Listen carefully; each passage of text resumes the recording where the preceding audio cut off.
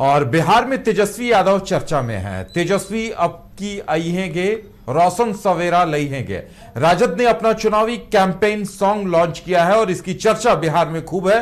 Campaign song में तेजस्वी ही तेजस्वी दिखे हैं और बिहार की बदहाली, गरीबी दिखाई गई है। बिहार में बढ़ते अपराध और भ्रष्टाचार को भी दिखाया गया है। कैंपेन सॉन्ग में माई बहन योजना का भी जिक्र किया गया है। वृद्धा पेंशन 1500 से बढ़ाकर दिए जाने का वादा किया गया है। महागठबंधन के 17 महीनों के कार्यकाल को भी दिखा गया है और उसके जो पॉजिटिव डिसीजंस थे उन्हें भी दिखाया गया है। देखिए, तेजस्वी यादव पर इस फिल्म को बनाया गया है और किस तरह से बिहार को बदलेंगे, बिहार की बदहाली, गरीबी इस कैंपेन सॉन्ग के जरिए दर्शाई गई है और साथ ही जिस तरह से अपराध बढ़े हैं उन्हें भी दर्शाया गया है। और इस फिल्म को बापू सभागार में जो युवा संसद के दौरान दिखाया गया था और इसे आरजेडी खूब प्रमोट कर रही है। इस फिल्म को बिहार में बढ़ते अपराध और भ्रष्टाचार को भी दिखाया गया है।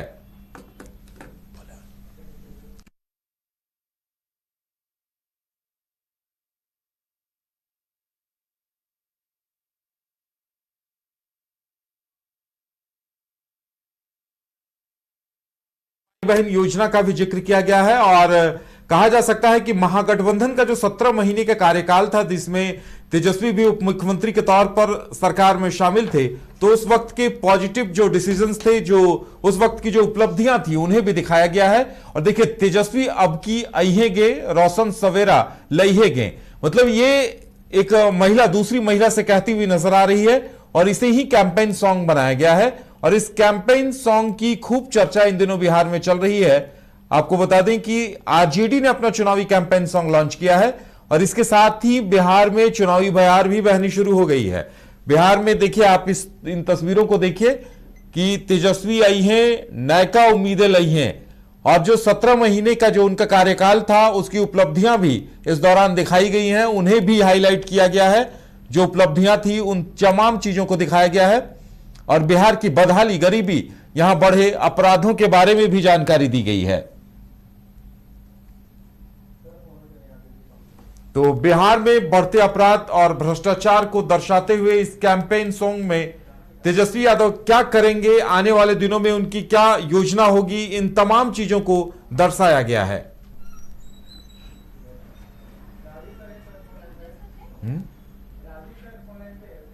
और ज्यादा जानकारी के लिए इस वक्त हमारे साथ हमारे बिहार संपादक एसके राजीव जुड़े हुए हैं। राजीव जी, ये कैंपेन सॉन्ग लॉन्च किया गया है। बिहार में चुनावी बयार अभी बहनी शुरू नहीं हुई है, लगता है कि इसी से चुनावी माहौल जोर पकड़ेगा। एक नई शुरुआत कहा जा सकता है कि जिसमें तेजस्वी यादव ने अपने विजन को रखा है। देखिए जी, निश्चित तौर पर विपक्ष जो है वो लगातार अब चुनावी मोड में खुद को ला रहा है और आप देखे होंगे कि कल किस तरीके से तेजस्वी ने बिहार के युवाओं के साथ संवाद किया था, एक युवा सम्मेलन बुलाया था और भारी भीड़ थी उसमें युवाओं की। और आज उन्होंने सुबह सुबह एक गाना लॉन्च किया है और इसको आप कह सकते हैं कि ये कैंपेन सॉन्ग है। इसके की बोल है कि तेजस्वी अब की अइहां हेगे, रोशन सवेरा लइहां हेगे, नेता नहीं है बेटा की कौन एकता में बेहतर नहीं। तो मतलब ये गाना का मतलब, ये जो बोल है, जो गाना की जो ट्यूनिंग है, उसमें यह बताने की कोशिश की गई है कि तेजस्वी यादव से बेहतर जो है वो कोई नहीं हो सकता है, क्योंकि तेजस्वी यादव जो है वो राजनीति के न सिर्फ वो मजे हुए खिलाड़ी हैं आज की तारीख में, बल्कि बिहार के वो बेटे हैं और बिहार के बेटों के लिए, और एक बेटा जो है वो अपने जहां से वो जन्म लेता है, जिस पृष्ठभूमि से, वहां के लिए वो हमेशा बेहतर सोचता है। तो इस गाने के माध्यम से यह बताने की, समझाने की जो है वह पूरी कोशिश की गई है और यही वजह है कि आज तेजस्वी ने विधिवत एक गाना जो है वो लॉन्च किया है। इसके पहले भी तेजस्वी यादव की तरफ से जो है वो पार्टी की तरफ से कई वीडियो जो है वो लॉन्च किए गए थे। उसके जवाब में बीजेपी ने भी जो है वो वीडियो लॉन्च किया है। लेकिन सबसे जो दिलचस्प है वह यह है उदय जी कि तेजस्वी यादव अब पूरे तरीके से बिहार के चुनावी मोड में आ चुके हैं और आपको पता है कि अक्टूबर नवंबर के महीने में बिहार में चुनाव है, तो किस तरीके से जनता को जागरूक किया जा सके, किस तरीके से जनता को अपने पाले में लाया जा सके, उसकी पूरी तैयारी जो है वो तेजस्वी यादव ने शुरू कर दी है। बिल्कुल। और देखिए, इससे पहले मुकेश सहनी की तरफ से भी एक कैंपेन सॉन्ग लॉन्च किया गया था, यानी अब ये होड़ शुरू हो गई है। लगता है हर दल की तरफ से इस तरह से वीडियो रिलीज किए जाएंगे अब। देखिए उदय जी, दरअसल में मुकेश सहनी की तरफ से भी लॉन्च किया गया था, तो जितनी भी पार्टियां हैं, क्योंकि अभी अगर आप एनडीए की बात करें तो सिर्फ और सिर्फ बीजेपी की तरफ से एक कैंपेन सॉन्ग जो है वो लॉन्च किया गया और उसमें 1990 से 2005 के लालू के शासनकाल को जो है वो उसमें बताने की कोशिश की गई है। वहीं दूसरी तरफ अगर आप महागठबंधन की बात करेंगे तो महागठबंधन में बीजेपी सुप्रीमो मुकेश सहनी, तेजस्वी यादव, इन दोनों की तरफ से जो है वो कैंपेन सॉन्ग लॉन्च किया गया है। कांग्रेस भी इस तैयारी में है कि कैंपेन सॉन्ग जो है वो लॉन्च किया। हालांकि कांग्रेस जो है वो माई बहन योजना के तहत जो है वो विधिवत उसकी शुरुआत कर चुकी है और उसके लिए वो सदस्यता अभियान की भी शुरुआत कांग्रेस की तरफ से किया गया है।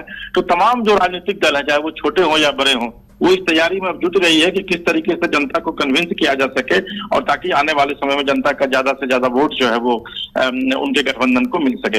योदा जी, चलिए राजीव जी, हमारे साथ जुड़ने के लिए और तमाम जानकारी देने के लिए बहुत बहुत धन्यवाद। तो तेजस्वी यादव की तरफ से उनका कैंपेन सॉन्ग लॉन्च कर दिया गया है, उपलब्धियां बताई गई हैं, बिहार की बदहाली को दर्शाया गया है और देखिए उनका जो 17 महीने का कार्यकाल था उसकी उपलब्धियों को इस कैंपेन सॉन्ग में दर्शाया गया है।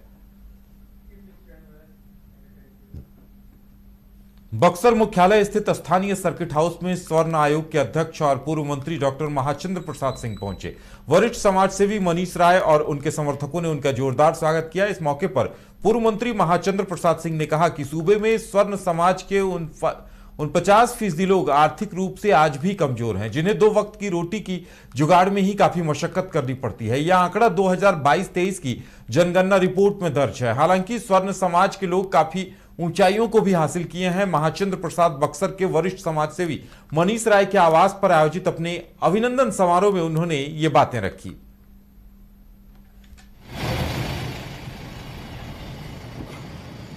आइए पत्रकार महोदय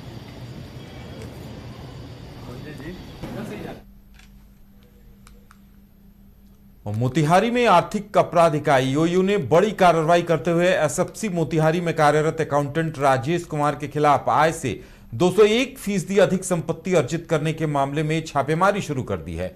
कोर्ट से सर्च वारंट प्राप्त करने के बाद ईओयू की टीम शुक्रवार सुबह एक साथ पटना, मोतिहारी, मुजफ्फरपुर और हाजीपुर स्थित उनके 6 ठिकानों पर छापा मार रही है। इन ठिकानों में राजेश कुमार का निजी आवास, पैतृक घर, रिश्तेदारों के यहां के पते और कुछ संदिग्ध संपत्तियां शामिल हैं। मोतिहारी स्थित एसएफ कार्यालय में भी ईओयू की टीम दस्तावेजों की गहनता से जांच कर रही है।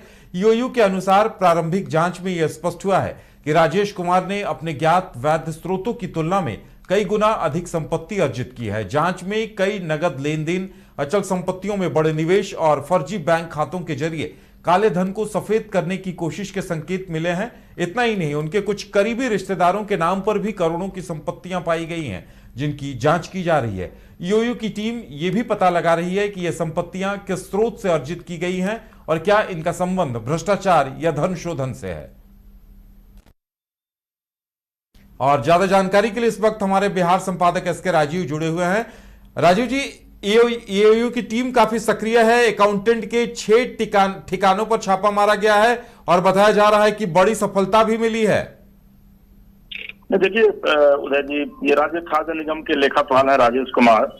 आज सुबह से उनके कई ठिकानों पर मोतिहारी, मुजफ्फरपुर, वैशाली और पटना सहित कुल 6 ठिकानों पर जो है वो सुबह से ईओयू की टीम जो है वो एक साथ छापेमारी कर रही है और जानकारी मिल रही है कि जो इनकी संपत्ति है उससे 250 गुना ज्यादा संपत्ति जो है वो बरामद किए गए। तब अंदाजा लगाइए कि एक जो लेखापाल होता है, जो अकाउंटेंट होता है, सरकारी सैलरी अगर आप बात करेंगे तो उसकी सैलरी 40-50 हजार रुपए होती है और उसके पास अगर करोड़ों की संपत्ति बरामद हो रही है तो निश्चित तौर पर यह मामला जो है वो हाई प्रोफाइल मामला बन जाता है। और इस लेखापाल राजेश कुमार के विषय में कहा जाता है कि उसकी एक गर्लफ्रेंड है जो सारी चीजों को मैनेज करती थी। जब ये राजेश कुमार मूल रूप से मुजफ्फरपुर के रहने वाले हैं और जब ये हाजीपुर में विधिवत इनकी पोस्टिंग थी तो उस समय इनका रसूख यह था कि किसी भी विभाग का काम जो है वो किसी को करवाने का ये ठेका लेते थे और उसके बाद उसको काम करवाते थे।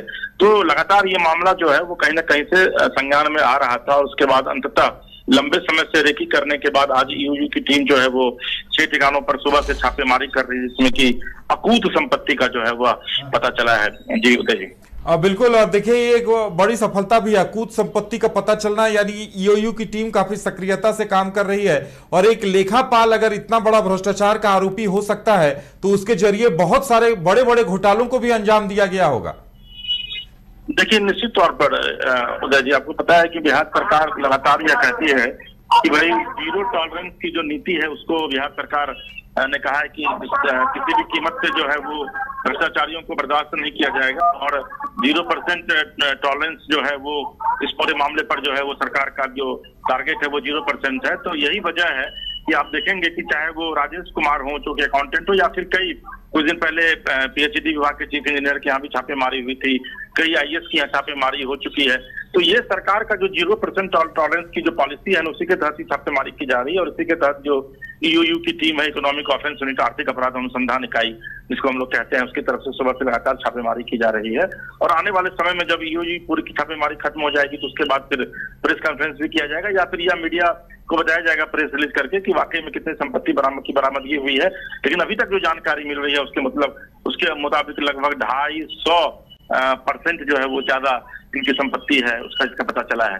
जी चलिए राजीव जी, हमारे साथ जुड़ने के लिए और तमाम जानकारी देने के लिए बहुत बहुत धन्यवाद। तो एक बड़े घोटालेबाज लेखापाल का पता चला है, ईओयू की टीम ने जब छापा मारा है तो पता चला है कि लगभग आय से 250 गुना अधिक संपत्ति के ब्यौरे मिले हैं, और लगातार ये टीम छापेमारी कर रही है। कई ठिकानों को खंगाला जा रहा है और पाई पाई का लेखा जोखा भी निकाला जा रहा है। गोल जहां 27 वर्षों के सफर में 17,000 से भी अधिक छात्रों ने डॉक्टर एवं इंजीनियर बनकर भरे सफलता की ऊंची उड़ान, जहां साधारण छात्र भी असाधारण सफलता प्राप्त कर बना रहे इतिहास। दूरदर्शी शिक्षाविद श्री विपिन सिंह के मार्गदर्शन में मेडिकल एवं इंजीनियरिंग के लाखों छात्रों के लिए आशा की किरण के रूप में गोल्ड रिजल्ट फैक्ट्री